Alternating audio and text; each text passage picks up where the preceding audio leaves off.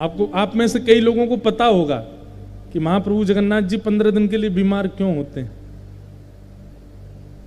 माधवदास भक्त थे ठाकुर जी के, उनको अतिसार का रोग हो गया, पेट का एक रोग हो गया था, रोज मंदिर जाते थे। अच्छा, एक बात तो आपको पता होगी, एक नहीं पता होगी, वो मैं बताऊंगा, सुनो।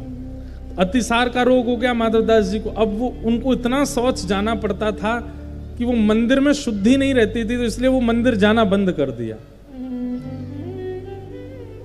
एक तो होता है कि आप ठाकुर जी का दर्शन करने जाते हो, और एक होता है कि ठाकुर जी आपको देखने के लिए बुलाते हैं। भक्ति प्रारंभ होती है, आप महाप्रभु जी को देखने जाते हो, और भक्ति स्थिर होती है, ठाकुर जी आपको खुद देखने के लिए बुलाते हैं। उनका मन नहीं लगता आपको देखे बगैर। माधवदास जी की स्थिति किस स्थिति में आ गई थी? अब ये दर्शन करने नहीं जाते थे, ठाकुर जी को चाव होता था कि माधवदास आए, मैं उसको देखूं। बंधु, ऐसी भक्ति कभी हमारी हो जाए, हम महाप्रभु जी को देखने नहीं जाएं, ठाकुर जी को चाव हो। हमारे स्वामी श्री हरदास जी महाराज की परंपरा का एक भाव हमारे भैया सुना रहे थे। वो बता रहे थे, एक दिन प्राचीन काल की बात है कि श्री जगन्नाथ जी का श्रृंगार हो रहा था। बहुत ध्यान से सुनिएगा। जगन्नाथ जी को माला धरा रहे थे, वस्त्र धरा रहे थे पुजारी जी। इतने में क्या देखा, महाप्रभु जगन्नाथ जी ऐसे खड़े खड़े ऐसे डोल रहे थे। तो पुजारी जी बड़े प्रसन्न हो गए, हरि हरि बोलो, हरि हरि बोलो, जय हो। महाप्रभु जी खुश हो रहे हैं, महाप्रभु जी प्रसन्न हो रहे हैं, नाचने लगे सब। दैतापति आदि सब आ गए, सब उस दृश्य को देख रहे हैं कि महाप्रभु जी धीमे धीमे अपनी वेदी पे बैठ करके झूम रहे हैं। सबने पूछा, जय जय, आपकी प्रसन्नता है, हमारे लिए बड़ी प्रसन्नता की बात है, लेकिन हम जानना चाहते हैं, आज ना तो कोई ऐसी शुभ तिथि है, आज ना ही कोई ऐसा शुभ मुहूर्त है, आज ना ही कोई ऐसा उत्सव है, आप इतने प्रसन्न क्यों हो? और अभी तक तो कोई भोग भी नहीं धराया आपको कि भोग पाके खुश हो गए हो, ना श्रृंगार पूरा हुआ, इतने खुश क्यों हो रहे हो आप सुबह ही सुबह? ठाकुर जी, आपकी निजी बात हो सकती है, लेकिन हमको भी बताइए ना, हम भी खुश हो जाएंगे सुनकर के आप इतने प्रसन्न क्यों हो? ठाकुर जी कहते हैं, आज वृंदावन से 20-25 लोगों की टोली मेरे दर्शन के लिए निकली है,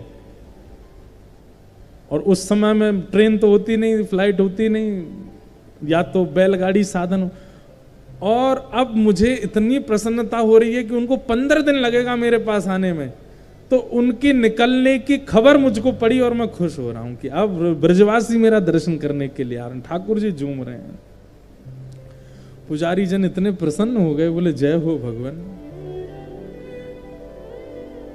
वो भक्त कितने चाव से आ रहे होंगे कि हम जगन्नाथ जी का दर्शन करें, पर उनको क्या पता कि वो जितने व्याकुल आपके दर्शन के, आप उससे ज्यादा व्याकुल उनको देखने के लिए हो रहे हो। क्यों? क्योंकि वो ब्रज से आ रहे हैं, क्योंकि वो रसिक जन आ रहे हैं, क्योंकि वो ब्रज के सेवक जन आ रहे हैं। जगन्नाथ जी बोले, सुनो, ये सब बड़े भजन निष्ठ आ रहे हैं, जितने भी आ रहे हैं, मेरा भजन बहुत करते हैं, इनके लिए उत्तम व्यवस्था कर दो, आदि आदि सब। 15 दिन बाद जब वो सब ब्रजवासी पहुंचे, तो महाराज पुष्पों से उनका स्वागत हुआ, सबने उनकी बढ़िया व्यवस्था की। बोले, हमने कोई पत्र तो भेजा नहीं, हमने आप लोगों को बताया तो था नहीं कि हम आ रहे हैं, आपको ये और इतनी व्यवस्था, इतनी सेवा करने की क्या आवश्यकता? बोले, भैया, जब उन्होंने वृत्तांत बताया, बोले आप 15 दिन पहले जब निकले थे, तो महाप्रभु जी अपनी ब्रह्म वेदी पर झूम रहे थे कि, और उन्होंने बताया कि आप दर्शन को आ रहे हैं। इतने प्रसन्न हो गए वो रसिक जन। बोले, भैया, और जगह तो सुनोगे हो कि भक्त दर्शन करवे जावे, लेकिन आज पहली बार सुनी कि भक्त के दर्शन के काजे महाप्रभु जी उत्सुक हो रहे हैं। हमारी भक्ति ऐसी हो जाए, हमारी भक्ति ऐसी हो जाए कि ठाकुर जी उत्सुक हैं हमको देखने के लिए। तो माधवदास जी उसी स्थिति के थे। ठाकुर जी पूरे दिन मानो जैसे व्याकुल होकर के अपने नेत्र खोल करके, और मैं तो कहता हूं, जगन्नाथ जी की पता पलकें नहीं है, श्री जगन्नाथ जी के ये पलकें नहीं है। क्यों? ठाकुर जी ऐसे आंख खोल करके, और यूं भी नहीं कि, और जगह तो आप देखोगे ठाकुर जी के कैसे कटाक्ष नेत्र हैं, छोटे छोटे नेत्र हैं, धीमे धीमे खोलते हैं, पर जगन्नाथपुरी में तो ऐसे खोल के बैठे हैं। जैसे कोई व्यक्ति अगर ऐसे अपने नेत्र कर ले तो और नेत्र बड़े हो जाते, पलक झपक नहीं पाती, तो मानो ऐसा लगता है महाप्रभु जगन्नाथ जी ऐसे बैठे हैं। सबको क्यों देख रहे हैं ऐसे? बोले भैया मेरे दर्शन में भीड़ ज्यादा भई और तेरी पलक कहीं झपक गई, तू वो नहीं देख पाया तो चिंता मत करियो, मैं तो देख रहा हूं, मेरी नजर तो पे ही है, मैं तो ये देख रहा हूं। और अकेले नहीं खड़े, बगल में तुम भी खोलो अपनी आंख। तो सुभद्रा जी ने भी खोल ली, बलभद्र जी ने भी खोल ली। बोले ये दोनों क्यों खोल के बैठे हैं? जगन्नाथ जी बोले भाई लाखों लोग आएंगे, मैं ज्यादा से ज्यादा 1-1.5 लाख लोगों को देख लूंगा, बाकी के जो बच कुछ जाएंगे उनको तुम देख लेना और फिर बाद में मुझे दिखा देना। ये भी आए थे इसलिए बलभद्र जी सुभद्रा जी भी ऐसे बैठे हैं, ऐसे जगन्नाथ जी हमारे ऐसे बैठे हैं। पलक है ही नहीं है, झपकते ही नहीं है कभी। जब रात में बड़ा श्रृंगार होता है जगन्नाथ जी का पुष्पों का, तब पलक धराई जाती है जगन्नाथ जी को कि अब ठाकुर जी शयन का समय आ गया, अब नेत्र बंद करो, तब पलक धराते, नहीं तो पलक है ही नहीं जगन्नाथ जी की। अगर मैं ऐसा कह दूं तो इसमें कोई अतिशयोक्ति नहीं। पूरे भारत में जितने ठाकुर हैं वो भक्त वत्सल हैं, लेकिन महाप्रभु जगन्नाथ जी ये भक्तों के भक्त वत्सल है। मतलब ये भक्तों के आराध्य नहीं है, ये भक्त इनके आराध्य हैं, ये भक्तों की आराधना करते हैं। और जगह तो आप ठाकुर को देखते हैं, पर जगन्नाथपुरी में ठाकुर आपको देखता है। तो माधवदास जी का रोग हो गया अतिसार का, नहीं आ पाते। महाप्रभु जगन्नाथ जी बोले माधवदास नहीं आ पा रहा तो हम चले जाते हैं, और एक बालक का रूप धारण करके गए। माधवदास जी ना हिल पा रहे ना डुल पा रहे, वहीं सब कर रहे थे शौच आदि। महाप्रभु जी गए और जल हाथ में ले ले करके माधवदास जी के वस्त्र धोवें, कभी पैर साफ करें, कभी कुछ साफ करें। माधवदास जी के नेत्र खुल गए। बोले ये कोई बालक नहीं है, जो सुगंधी मुझे आ रही है उससे पता चल रहा है ये महाप्रभु जगन्नाथ जी हैं। तुरंत हाथ पकड़ लिया, बोले प्रभु ये आप क्या कर रहे हैं? आप मेरी सेवा क्यों कर रहे हैं? अरे माधव तू जल्दी ठीक है जाएगो तो फिर मेरे दर्शन के काजे आवेगो, तो दर्शन वहां मेरे काजे आवेगो, मैं तो देखूंगा तब मुझे संतुष्टि होगी, इसलिए मैं जल्दी ठीक कर रहा हूं। माधवदास जी बोले आप परमात्मा हो, आप चाहो तो चुटकी बजा दो तो मेरा अभी पेट ठीक हो जाए, मेरे सारे रोग ठीक हो जाएं। ये 10-15 दिन का मुझे रोग भोगना क्यों पड़ रहा है? ठाकुर जी बोले देखो ये प्रारब्ध है तुम्हारा, किस जन्म का भोग रहे हो तुम्हें नहीं पता, और ये 15 दिन तुम और भोग लोगे तभी तुम्हारे पूर्व के प्रारब्ध नष्ट होंगे। अगर मैं परमात्मा दृष्टि से तुम्हारे 15 दिन के प्रारब्धों को तुमको ना भोगने दूंगा तो इनको भोगने के लिए तुम्हें फिर से जन्म लेना पड़ेगा। समझ में आई बात? यदि अभी आए संकट को तुमने नहीं भोगा तो उसके लिए तुम्हें दोबारा जन्म लेना पड़ेगा। 15 दिन का संकट भोगने के लिए तुम्हें फिर से आना पड़ेगा। माधवदास जी बोले नहीं भगवान मैं सह लूंगा, पर आप मेरी सेवा मत करो, आप चले जाओ। लेकिन ठाकुर जी कहां मानने वाले थे। शाम तक तो माधवदास जी स्वस्थ हो गए, ठीक हो गए, सारा रोग ठीक हो गया। लेकिन माधवदास जी के मन में ये बात चल रही थी कि ठाकुर जी बोल के गए कि ये मेरे प्रारब्ध हैं और मैंने तो अपने प्रारब्ध 15 दिन के भोगे नहीं, फिर मैं स्वस्थ कैसे हो गया। अगले दिन जैसे ही आप स्नान ध्यान करके, ठाकुर जी का आज मनोरथ था क्या, स्नान पूर्णिमा, स्नान पूर्णिमा का दर्शन किया, और स्नान पूर्णिमा के बाद तभी क्या होता है, ठाकुर जी बीमार हो जाते हैं। 15 दिन के लिए जब बीमार हुए, किसी को दर्शन नहीं हुए, माधवदास जी व्याकुल हृदय से ठाकुर जी को पुकारते हैं।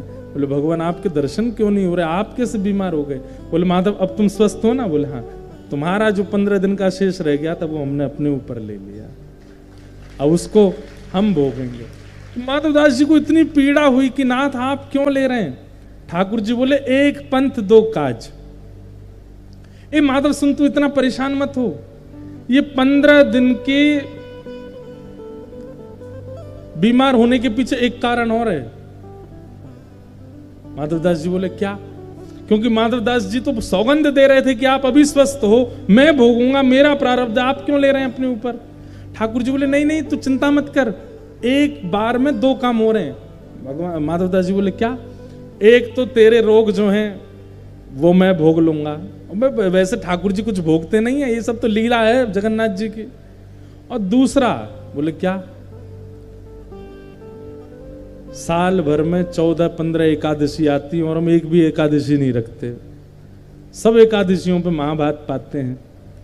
कहीं ना कहीं जब एकादशी की महिमा पूरे विश्व में इतनी हमने बताई है, मान लिया जगन्नाथपुरी में एकादशी के दिन महाभारत महाप्रसाद पाना होता है, यहां पर एकादशी का विधान नहीं है, क्योंकि यहां की रसोई स्वयं लक्ष्मी बनाती हैं, इसलिए लक्ष्मी के हाथ से स्पर्श करने पर एकादशी का विधान नहीं होता। लेकिन भैया कहीं एकादशी की महिमा कहीं और घट नहीं जाए, इसलिए हम तो एक साथ ही 15 दिन की एकादशी कर लेते हैं ताकि साल भर चकाचक पावे। तो कई लोग एकादशी पर ऐसा कह देते हैं कि महाप्रभु जगन्नाथ जी भी यहाँ भी तो महाप्रभु जी आपको पता नहीं है, वो बड़े चतुर हैं, वो एक साथ ही 15 दिन में व्रत करके अपनी एकादशी खत्म कर चुके हैं। 15 दिन ठाकुर जी महाप्रसाद नहीं पाते, केवल काढ़ा पीते हैं। ऐसी एकादशी तो कोई नहीं करता होगा। हम कैसी एकादशी कर, कूटू की पकौड़ी, कूटू की कचौड़ी, ये समा के चावल लो, खिचड़ी लो, ये लो, कैसी एकादशी करते। 15 दिन एक साथ एकादशी प्रकट हो जाती हैं और ठाकुर जी केवल काढ़ा पी के रहते हैं।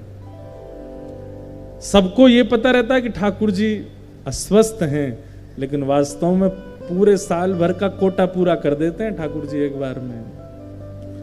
तो इसलिए जो लोग, ये कोई ऐसी शास्त्रीय बात नहीं, लेकिन मेरे मन में आता है कि जो लोग जगन्नाथपुरी में एकादशी के दिन महाप्रसाद पाते हैं, उन एकादशियों को गिन लीजिएगा कितनी एकादशी हमने महाप्रसाद पाया, वो प्रेम से पाइएगा। और जब ठाकुर जी स्नान पूर्णिमा के बाद 15 दिन के लिए बीमार होते हैं, उतने दिन का व्रत आप भी किया करो। ठाकुर जी भी तो नहीं पा रहे हैं, तो हमें भी नहीं पाना।